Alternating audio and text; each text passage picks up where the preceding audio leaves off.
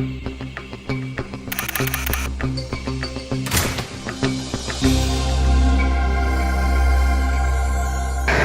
guys are familiar with these sites, ciwebgroup.com/Goodman, Franklin, Deichland, Franklin PLP, and so forth.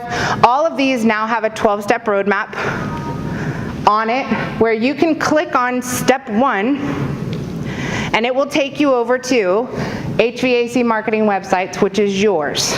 This is your sales tool. On that site, what we've done is spend the last 6 to 9 months building the store, perfecting the store. For a single dealer, a one-person shop, we've got a landing page pre-configured to look like a big giant website, even though it's just a single page that looks really good.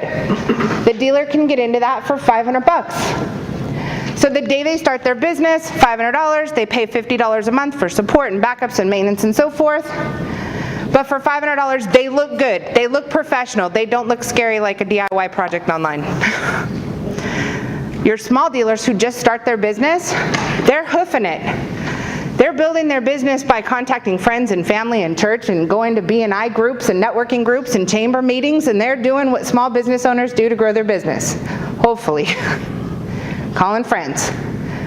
And a lot of that work they put into it, they simply lose because they don't have a business. In fact, they don't have a website online. They have a business card with a Yahoo or Hotmail email address and their phone number and a logo they had their son make.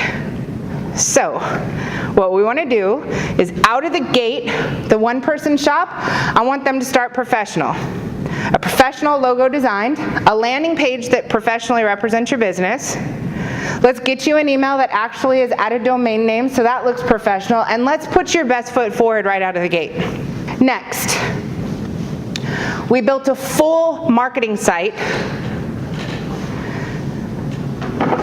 There's basic and there's advanced. It's the exact same site, exactly the same.